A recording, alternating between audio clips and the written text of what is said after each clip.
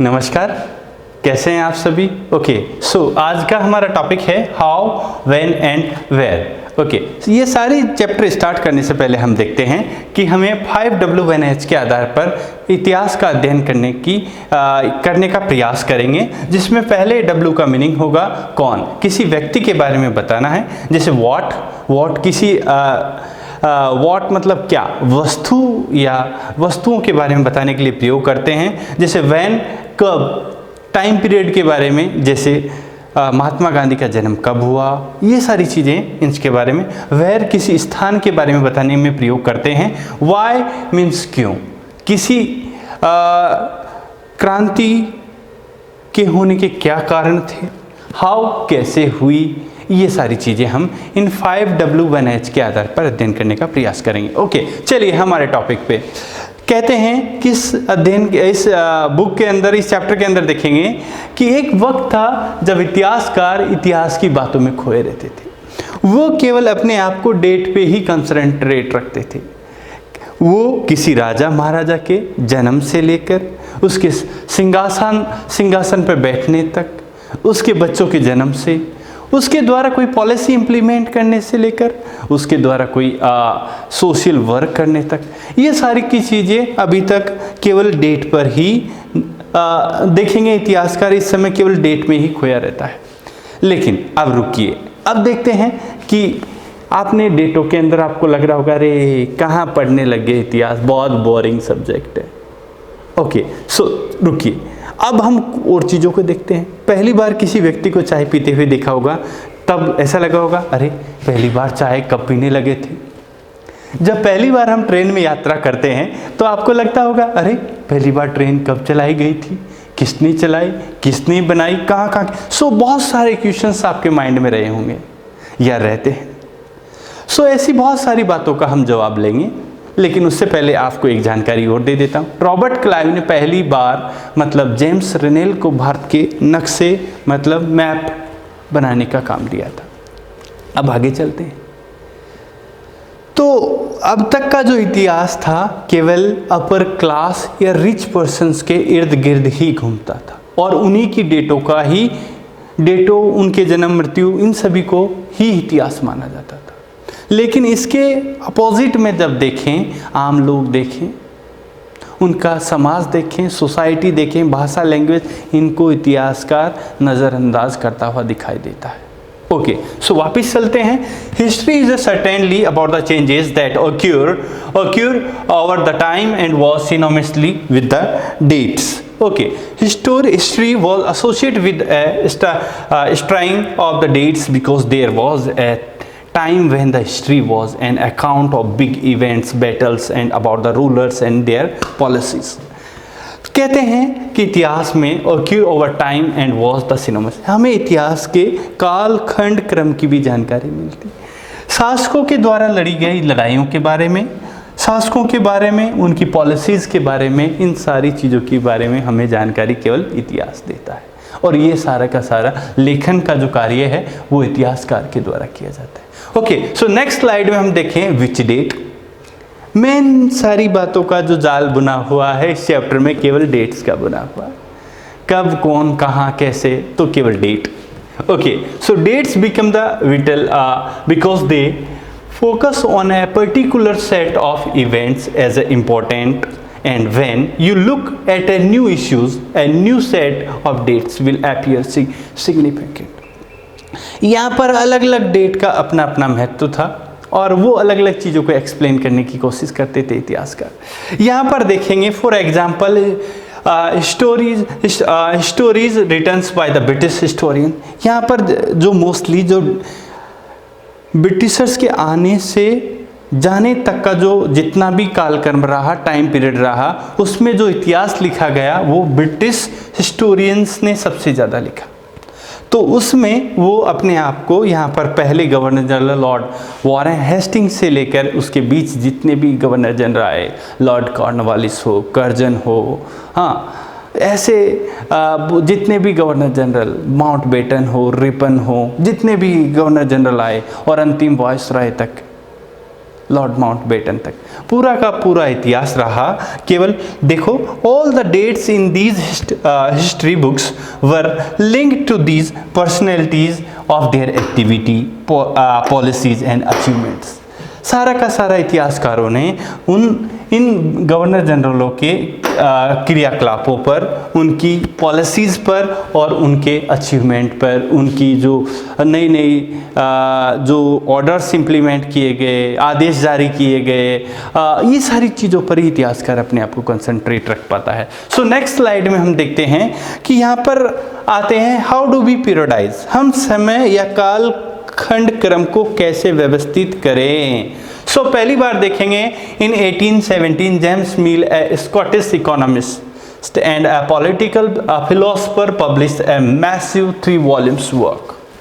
इनके द्वारा एक 3 खंड का एक बुक पब्लिश किया गया जो था a history of British India. A history of British India book James Mill के द्वारा लिखी गई। उसमें इन्होंने जो भारत के इतिहास को 3 भागों में विभाजित करने का प्रयास किया, जिसमें पहले वॉल्यूम में हिंदुओं के बारे में, दूसरे वॉल्यूम में मुस्लिम्स के बारे में और थर्ड वॉल्यूम में केवल ब्रिटिशर्स को रखा। और इन्होंने ब्रिटिशर्स के अलावा rest of Hindu and Muslims के जो टाइम पीरियड को पूरे सिरे से नकार दिया।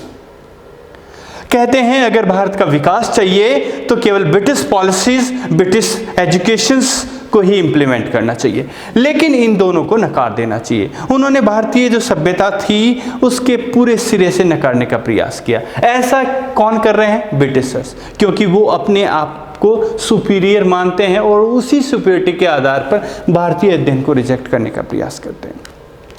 कहते हैं इसी समय, अगर मैं एक एग्जाम्पल के रूप में लेना चाहूँ तो लॉर्ड मैकाले नामक व्यक्ति है जो पूरे कहता है कि यूरोप की लाइब्रेरी के एक ड्रॉर के बराबर पर जो नॉलेज है ड्रॉर में, उतना भारतीय पूरे भारत के अंदर जो बुक्स है, नॉलेज है, उतना साकी है।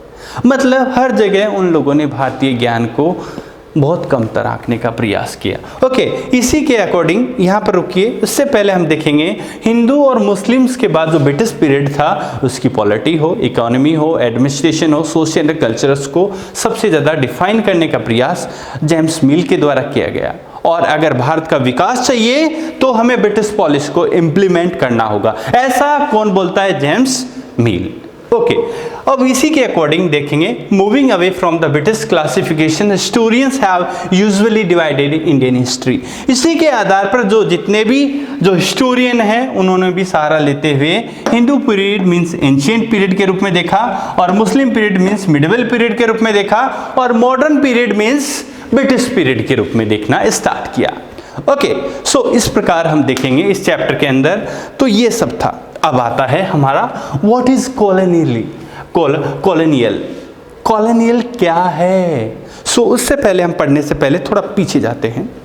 कहते हैं ईस्ट इंडिया कंपनी की शुरुआत 31 दिसंबर 1600 में हुई, जो जेम्स फर्स्ट के एक आदेश के रूप में हुई थी, जिसको ये अधिकार दिया गया कि वो ईस्ट कंट्रीज के वहाँ जाकर अपना व्यापार करें। ओके, व्यापार तक तो सब कुछ ठीक था, उन्होंने व्यापार तो किया, लेकिन जितने भी इन देशों में भारत व भारत के अलावा जितने भी 70 कॉलोनीज थे ब्रिटेन के, वहाँ पर इन्होंने व्यापार के थ्रू उन क्षेत्रों पर, उनकी राजनीति पर, उनके एडमिनिस्ट्रेशन पर, उनके इकोनॉमी पर, इन सभी पर भी धीरे धीरे अधिकार बनाना स्टार्ट किया। राजा महाराजाओं को उनके स्थानों से हटाया गया और या उनको अपने नियंत्रण में ले लिया गया। ये सारे प्रयास ब्रिटिशर्स के द्वारा किए गए। सो हम देखेंगे कि Britishers came to conquer the country and establish their rules subjecting local nawabs and rajas. When the subjection of one country by another lead to these kinds of the political, economical and social and cultural changes, we refer to a process of colonization.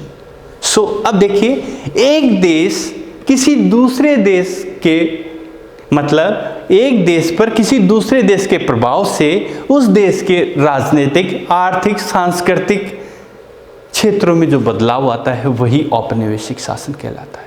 सो वही colonial period कहलाता है। तो जैसे इसको Britain का भारत पे शासन और भारत के राजनीतिक, आर्थिक, सांस्कृतिक क्षेत्रों में जो चेंजेस था उसी संदर्भ में हम देख सकते हैं। ओके, सो नेक्स्ट स्लाइड में देखते हैं how do we know administration procedures records. कहते हैं कि ये जितना भी जो टाइम पीरियड रहा है अंग्रेजों का, उन लोगों ने उनको एक व्यवस्थित करने का प्रयास किया, चाहे वो गवर्नर जनरल का ऑफिस हो, चाहे कलेक्ट्रेट ऑफिस हो, या उनसे टॉप से लेकर बॉटम तक जितने भी ऑफिसेस हो, जितने भी अधिकारी हों, उनके द्वारा अपने जूनियर को लेटर्स लिखना हो, चाहे मेमोज लिखना हो, चाहे फाइल्स हो, चाहे किसी भी प्रकार के जितने भी रिकॉर्ड्स थे उनको इन लोगों ने प्रिजर्व करना स्टार्ट किया। किन्होंने? ब्रिटिशर्स ने। अब देखते हैं, one important source is the official records of the British administration. Britishers use to preserve their documents carefully. Letters and memos also played an important roles in the maintaining records. In the early years of the 19th century, these documents were carefully copied out and beautifully written by the calligraphy. And that is by those who specialize in the arts of beautiful writing. कहते हैं इन्होंने जो भी पूरा का पूरा इतिहास था, जितने भी रिकॉर्ड्स थे, उनके लिए एक अभिलेखागार, जिसे आर्काइव्स कहते हैं, 1920 में दिल्ली में इसकी स्थापना हुई। और जितने भी रिकॉर्ड्स थे उनको ब्यूटीफुली लिखवाया गया, किसमें? कैलीग्राफी, मतलब स्टाइलिश वर्ड्स में, और ताकि उनको प्रिजर्व किया जा सके। किनके द्वारा? ब्रिटिशर्स के।